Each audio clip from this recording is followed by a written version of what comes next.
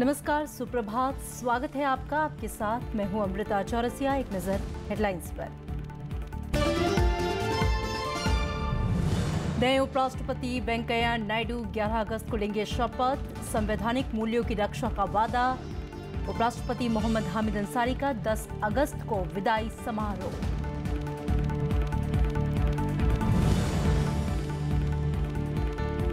GST परिषद ने ई way bill को दिया अंतिम रूप। ट्रैक्टर के कलपुर्जों पर जीएसटी की दर घटकर 18%। कपड़ों को तैयार करने के काम पर अब 5% टैक्स।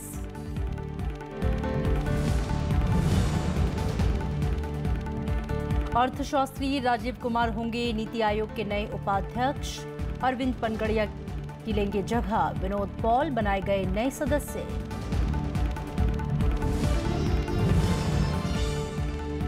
सुरक्षा परिषद ने उत्तर कोरिया पर लगाए कड़े प्रतिबंध। निर्यात पर पाबंदी और निवेश में कटौती का प्रस्ताव पारित। मिसाइल परीक्षणों से बढ़ा था गतिरोध।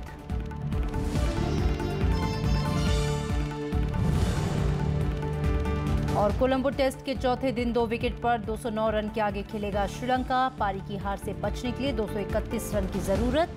विश्व एथलेटिक्स चैंपियनशिप में गैटलिन ने बोल्ट से छीना गोल्ड।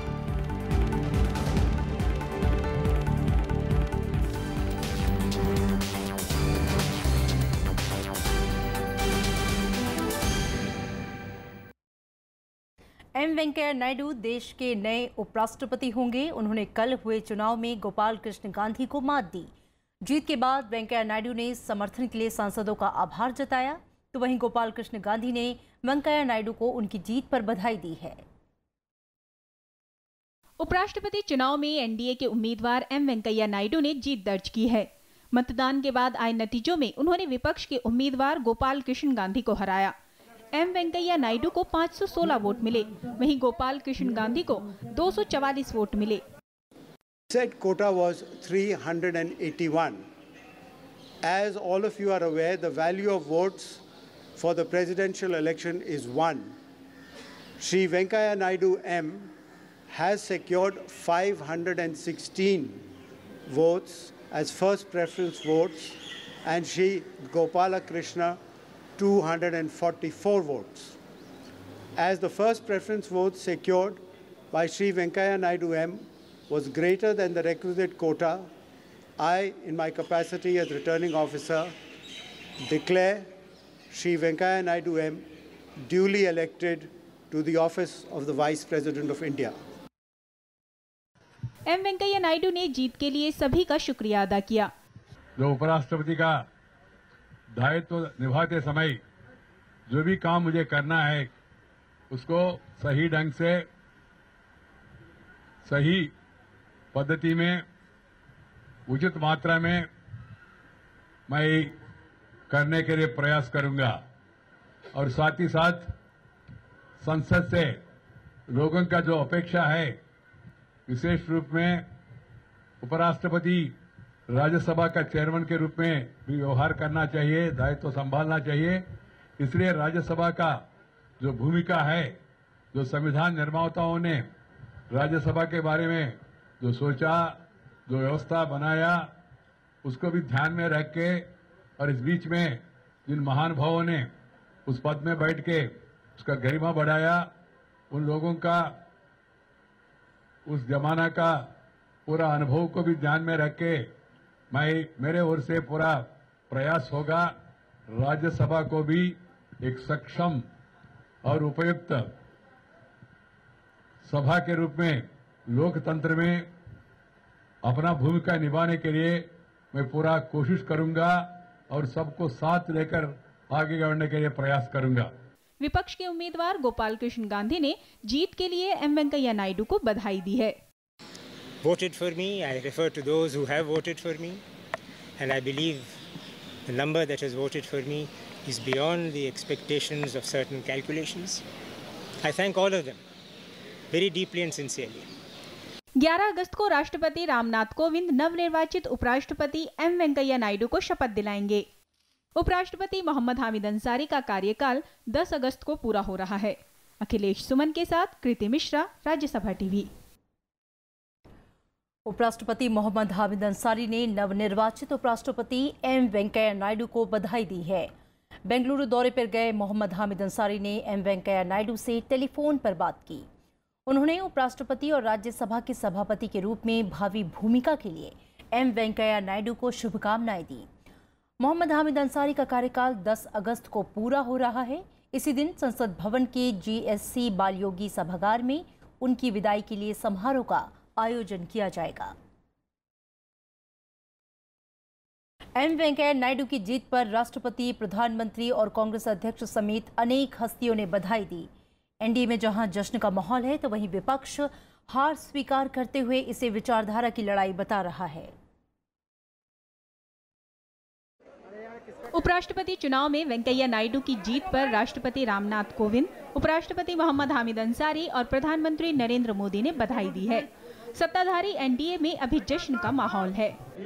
ये उनके व्यक्तित्व के अनुकूल है।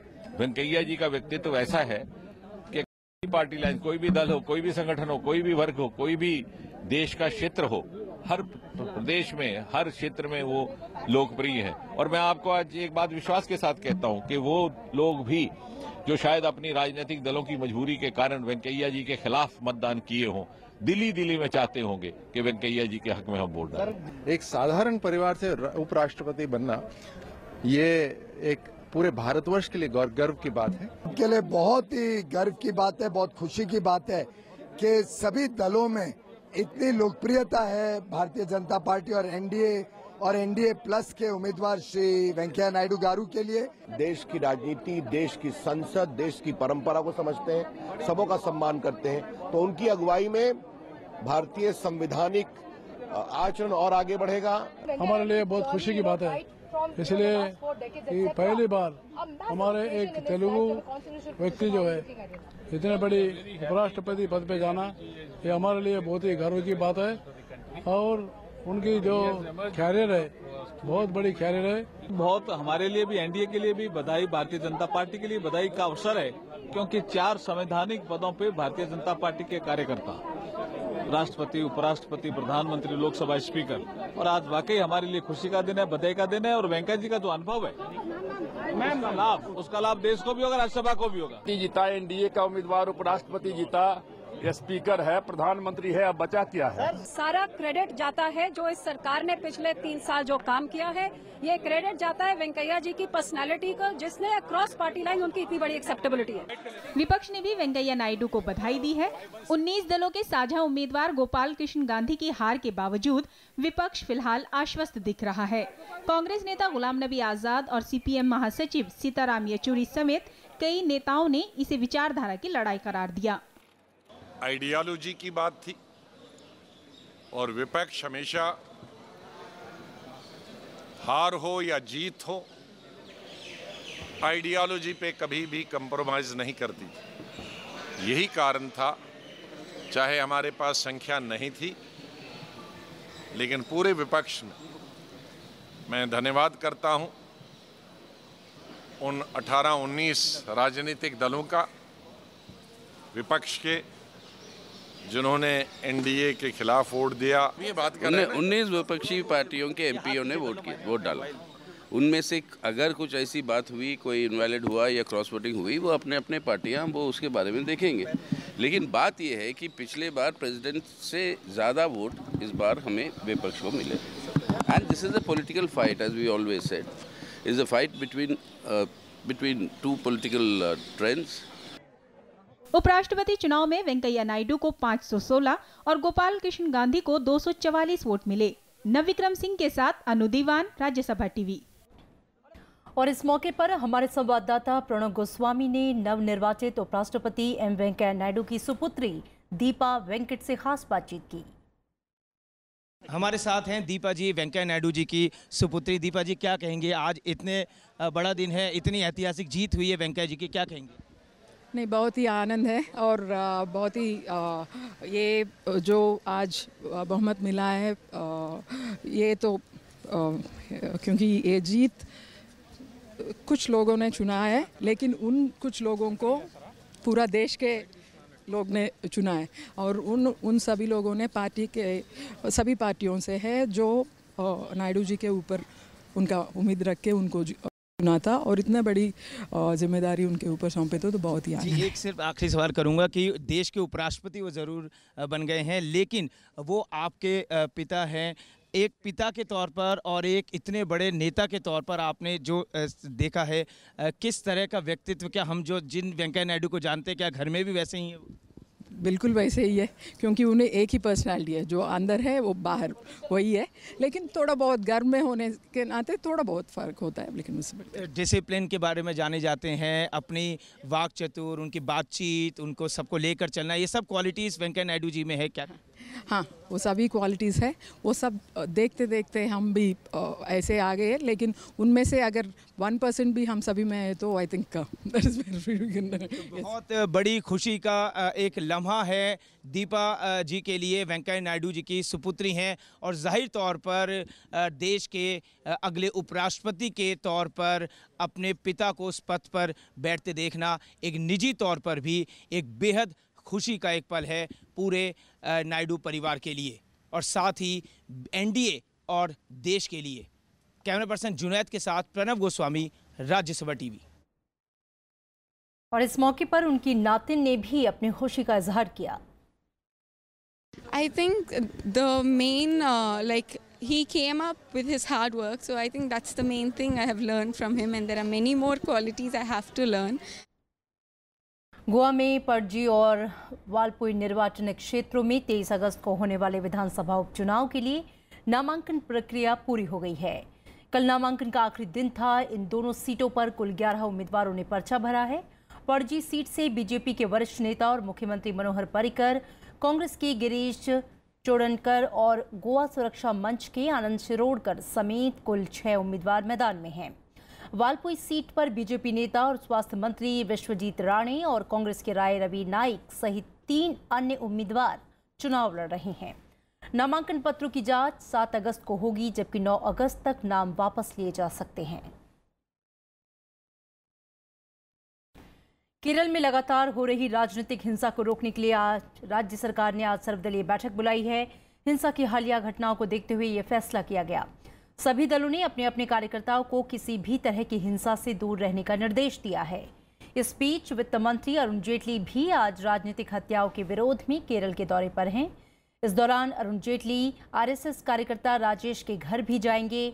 राजेश की हाल ही में राजनीतिक हिंसा के दौरान कथित तौर पर सीपीएम समर्थकों ने हत्या कर दी थी। अरुण जेटली अन्य पीड़ित परिवारों से भी मुलाकात करेंगे। केरल दौरे पर वित्त मंत्री के साथ बीजेपी का एक प्रतिनिधिमंडल भी होगा। दरअसल पिछले कुछ महीनों से केरल में सीपीएम और बीजेपी आरएसएस के कार्यकर्ताओं के बीच कई हिंसक झड़पें हो चुकी हैं। इन झड़पों में कई लोगों की मौत भी हो चुकी है।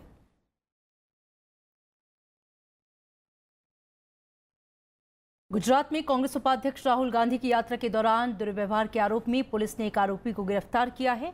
राहुल गांधी ने कल इस मामले में बीजेपी पर आरोप भी लगाए। कांग्रेस उपाध्यक्ष राहुल गांधी ने शुक्रवार को हुए हमले के लिए बीजेपी कार्यकर्ताओं को जिम्मेदार ठहराया है। पार्टी का आरोप है कि गुजरात सरकार राहुल गांधी की सुरक्षा मुहैया कराने में विफल रही। इतना बड़ा पत्थर बीजेपी के वर्कर ने मेरी ओर मारा, मेरे पीएसओ को लगा। जो अपने आप काम करता है वो कंडेम कैसे करेगा?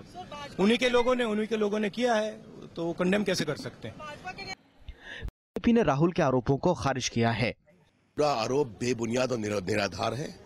मैं उनसे एक सवाल पूछता हूं, उनको तो बुलेट प्रूफ कार ऑफर की गई एसपी ने कहा है, लेकिन उनके विधायक अपने क्षेत्रों में क्यों नहीं है? कांग्रेस कार्यकर्ताओं ने जगह जगह प्रदर्शन कर इसका विरोध किया। बनासकांठा जिले में शुक्रवार को राहुल गांधी के काफिले पर पत्थर फेंके गए थे। Bureau report, Rajya Sabha TV.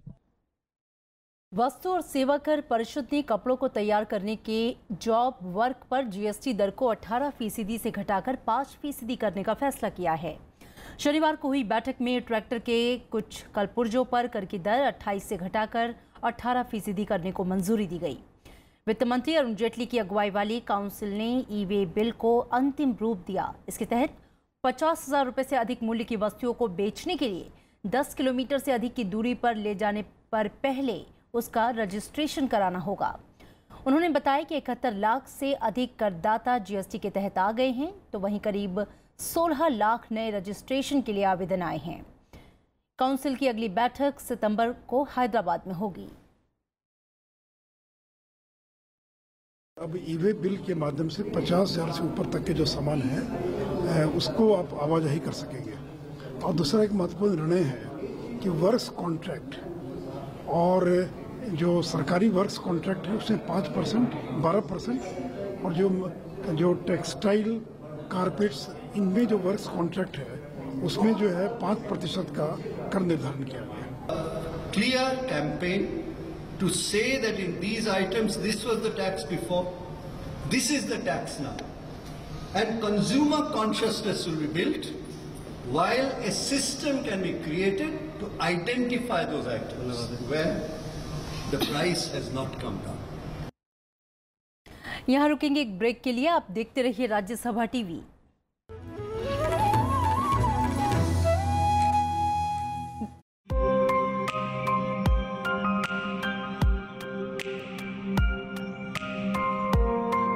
मुझे इतना मज़ा आता है एक्टिंग करने में, म्यूज़िक में, और इन सब का जो पैराफर्नेलिया है अलग अलग आर्टिस्ट से मिलने में, और इतना ट्रैवल करते हैं हम फेस्टिवल्स वगैरह, और मेरी तो ज़िंदगी ये पूरी है।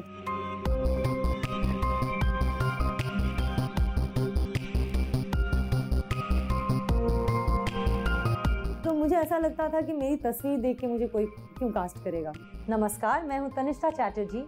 मुझसे मिलिए प्रोग्राम गुफ्तगू में, सिर्फ राज्यसभा टीवी पर।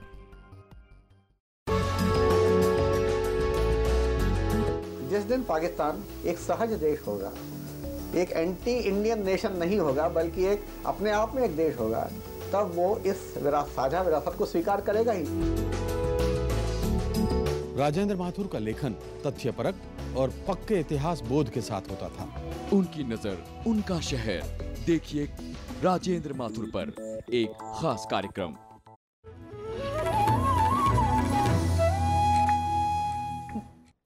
ब्रेक के बाद स्वागत है आपका। मशहूर अर्थशास्त्री राजीव कुमार नीति आयोग के नए उपाध्यक्ष होंगे। इसके अलावा सरकार ने डॉक्टर विनोद पॉल को आयोग का सदस्य नियुक्त किया है। Rajiv Kumar Indian Council for Research on International में निदेशक और मुख्य कार्यकारी के तौर पर काम कर चुके हैं। वे CII में मुख्य अर्थशास्त्री के तौर पर भी अपनी सेवाएं दे चुके हैं। वे एशियन डेवलपमेंट बैंक, वाणिज्य उद्योग मंत्रालय और वित्त मंत्रालय से भी जुड़े रहे। राजीव कुमार 2006 से 2008 के बीच नेशनल सिक्योरिटी एडवाइजर बोर्ड के सदस्य भी रह चुके हैं। उन्होंने भारतीय अर्थव्यवस्था और राष्ट्रीय सुरक्षा पर कई किताबें भी लिखीं। नीति आयोग के मौजूदा उपाध्यक्ष अरविंद पनगड़िया ने अपने पद से इस्तीफा दे दिया है। वे 31 अगस्त तक ही नीति आयोग में अपनी सेवाएं देंगे। सरकार देश के सभी लोगों को शिक्षित बनाने की दिशा में काम कर रही है। केंद्रीय मानव संसाधन विकास मंत्री प्रकाश जावड़ेकर ने शनिवार को कहा कि अगले 5 साल में भारत में हर नागरिक शिक्षित होगा। जयपुर में आयोजित 2 दिवसीय फेस्टिवल ऑफ एजुकेशन में उन्होंने कहा कि आज़ादी के वक्त देश की साक्षरता दर 18% थी, जो मौजूदा समय में 80% के करीब है। उन्होंने कहा कि सरकार का लक्ष्य देश में अशिक्षा को खत्म करना है। शिक्षा मंत्री ने कहा कि सरकार नई शिक्षा नीति में सभी सरकारी स्कूलों में गुणवत्तापूर्ण शिक्षा उपलब्ध कराने के लिए प्रतिबद्ध है। उत्तर कोरिया के मिसाइल कार्यक्रमों पर लगाम लगाने के लिए सुरक्षा परिषद ने और कड़े प्रतिबंधों को लागू किए जाने को मंजूरी दी है। कल रात इस प्रस्ताव को पास किया गया। प्रस्ताव के मुताबिक प्रतिबंध लागू करने वाले देश उत्तर कोरिया से सामान खरीदना बंद कर देंगे और इसका सीधा असर उत्तर कोरिया के सालाना राजस्व पर पड़ेगा। संयुक्त राष्ट्र सुरक्षा परिषद ने उत्तर कोरिया के खिलाफ और कड़े प्रतिबंध लगाने का फैसला किया है। शनिवार को हुई सुरक्षा परिषद की अहम बैठक में इस प्रस्ताव को सर्वसम्मति से पारित किया गया। इसके लागू होने के बाद उत्तर कोरिया की आर्थिक स्थिति पर बुरा असर पड़ने की आशंका है। The United States is taking and will continue to take prudent defensive measures to protect ourselves and our allies. मसौदे के तहत उत्तर कोरिया से मछलियों और सी फूड के साथ साथ कोयला, लौह अयस्क के निर्यात पर प्रतिबंध लगाया जाएगा। इससे उत्तर कोरिया की विदेशी मुद्रा की स्थिति प्रभावित होगी, जिसका असर मिसाइल कार्यक्रमों पर पड़ेगा। अगर सभी देश इस प्रतिबंध को लागू कर देते हैं तो उत्तर कोरिया को हर साल निर्यात से होने वाली $3 अरब की आमदनी का नुकसान होगा, जो उसकी कमाई का करीब 1/3 है। By unanimously adopting this resolution today, the Security Council has once again demonstrated that the international community will remain strongly united in its commitment to stop the DPRK's reckless and destabilizing behavior. सुरक्षा परिषद की बैठक में इस प्रस्ताव को America ने Japan और दक्षिण कोरिया के समर्थन से पेश किया। प्रस्ताव में इस बात पर जोर दिया गया कि उत्तर कोरिया पर 4 जुलाई को उसके अंतर महाद्वीपीय बैलिस्टिक मिसाइल के परीक्षण के जवाब में और कड़े प्रतिबंध लगाए जाएं। प्रस्ताव के समर्थन के लिए अमेरिका और चीन के बीच कई महीनों की बातचीत का दौर भी चला। चीन उत्तर कोरिया का मुख्य व्यापारिक साझेदार और सहयोगी है। 不能解决朝核试和射导问题，严重破坏地区战略平衡，损害包括中国在内的 इससे पहले उत्तर कोरिया पर 2006 में परमाणु परीक्षण करने के बाद से लेकर अब तक 6 बार प्रतिबंध लगाया जा चुका है। Bureau report, Rajya Sabha TV. और ईरान के राष्ट्रपति हसन रूहानी ने ऐतिहासिक परमाणु करार को लेकर अमेरिका को आगाह किया है। रूहानी ने दूसरी बार राष्ट्रपति पद की शपथ के दौरान कहा कि 2015 में हुए परमाणु करार को बचाए रखने के लिए पर्याप्त प्रयास किए जाने चाहिए। रूहानी ने कहा कि ईरान परमाणु करार का उल्लंघन नहीं करेगा, लेकिन अमेरिका के वादा खिलाफी करने पर वो चुप भी नहीं रहेगा। और अब खेल की खबरें। स्टार मुक्केबाज विजेंद्र सिंह ने WBO Asia Pacific super middleweight championship का खिताब अपने नाम कर लिया है। मुंबई में कल हुए इस कड़े मुकाबले में उन्होंने चीन के जुल्फिकार मेहमत अली को हराया। 10 राउंड तक चला ये मुकाबला काफी करीबी रहा। 3 जजों ने 96-93, 95-94 और 95-94 से ये मुकाबला विजेंद्र के पक्ष में घोषित किया। ये विजेंद्र का 9वां पेशेवर मुकाबला था। बीजिंग ओलंपिक में कांस्य पदक हासिल करने वाले विजेंद्र ने अब तक पेशेवर मुक्केबाजी में कोई भी मैच नहीं गंवाया है।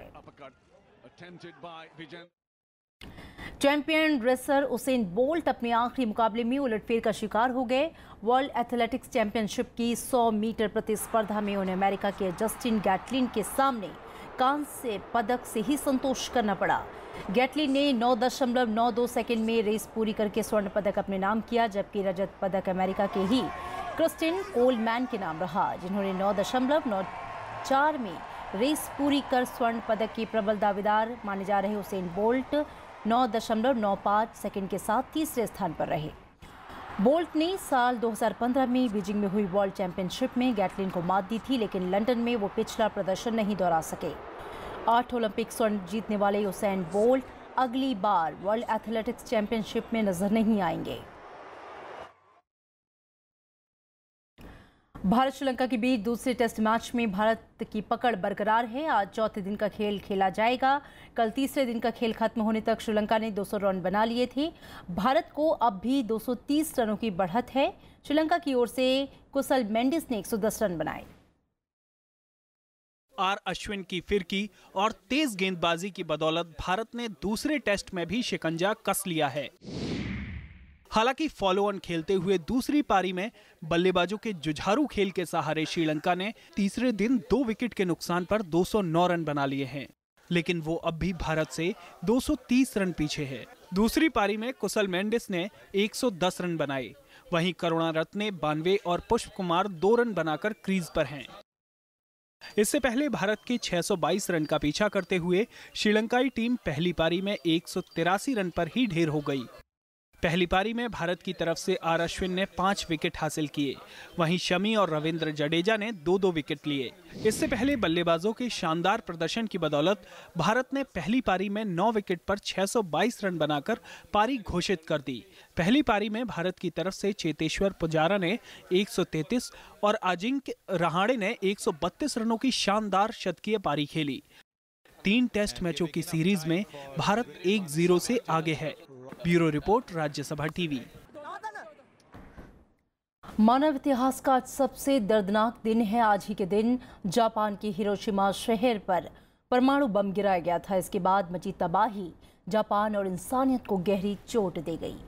ये मानव जाति के इतिहास में परमाणु हथियारों का सबसे पहला इस्तेमाल था।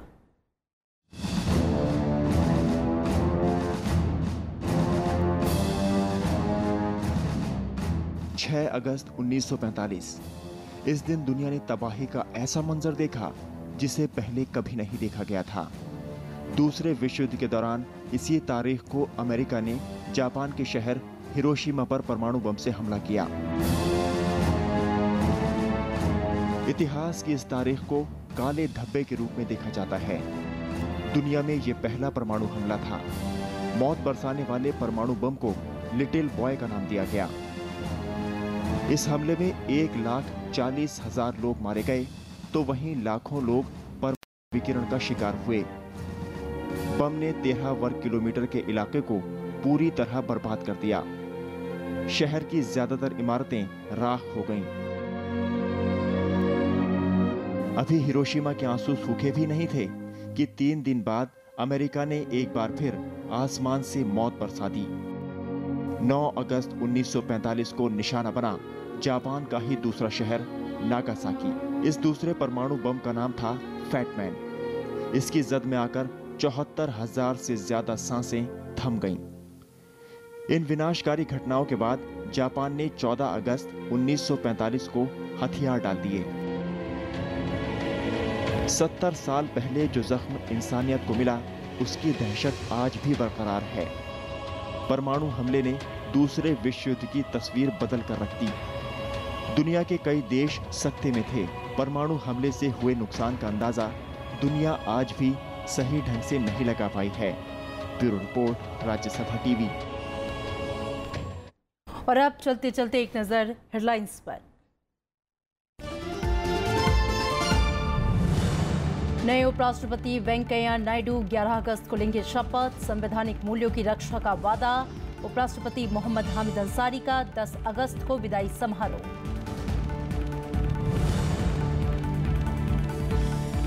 जीएसटी परिषद ने ई वे बिल को दिया अंतिम रूप। ट्रैक्टर के कलपुर्जों पर जीएसटी की दर घटकर 18%। कपड़ों को तैयार करने के काम पर अब 5% टैक्स।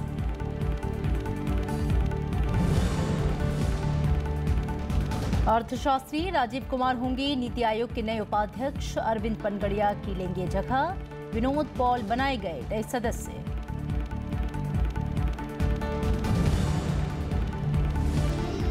सुरक्षा परिषद ने उत्तर कोरिया पर लगाए कड़े प्रतिबंध। निर्यात पर पाबंदी और निवेश में कटौती का प्रस्ताव पारित। मिसाइल परीक्षणों से बढ़ा था गतिरोध।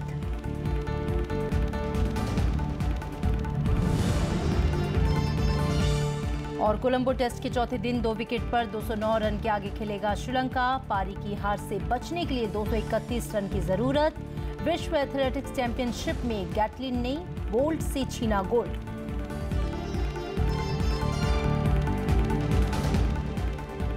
और फिलहाल खबरों में इतना ही। आगे देखिए स्पेशल रिपोर्ट।